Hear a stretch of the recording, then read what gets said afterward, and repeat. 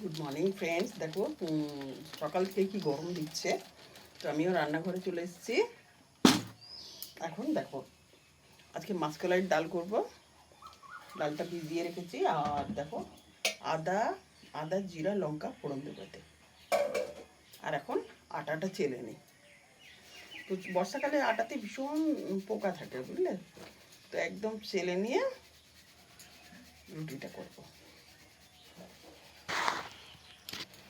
তো ডালটাও চলো ফোড়ন দিয়ে বসিয়ে দিই। ওদিকে আমার ভাতও হয়ে গেছে,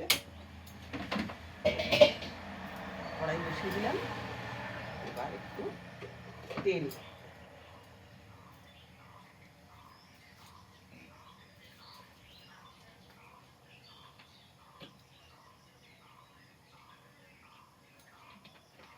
এবার শুকনো লঙ্কা আদা আর জিরা এটা ফোড়ন দিয়ে দেবো।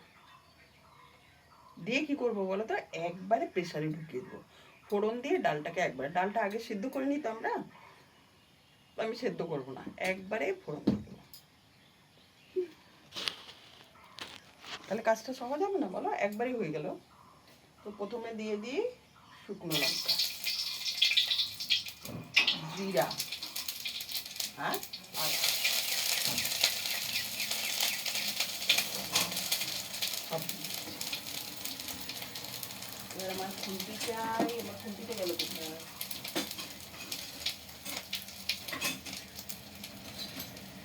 পেয়ে গেছি।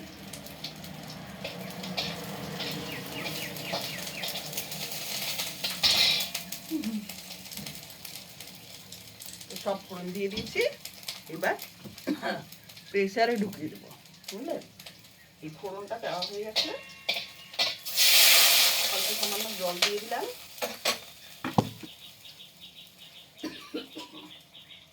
এবার প্রেসার কুকারে ডালটা দিয়ে দেবো। এটা কাঁচা ডালটা দিচ্ছি আমি।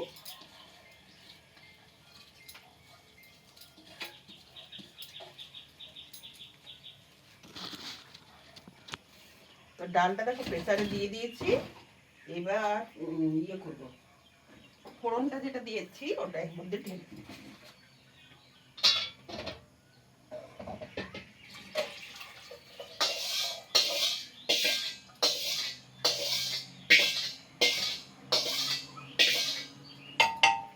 হয়ে গেল না?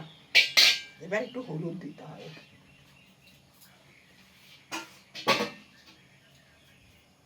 এবার একটু হলুদ দিয়ে দিই আর लौंग,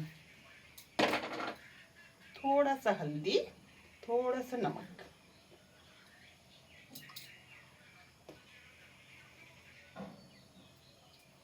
हो गया।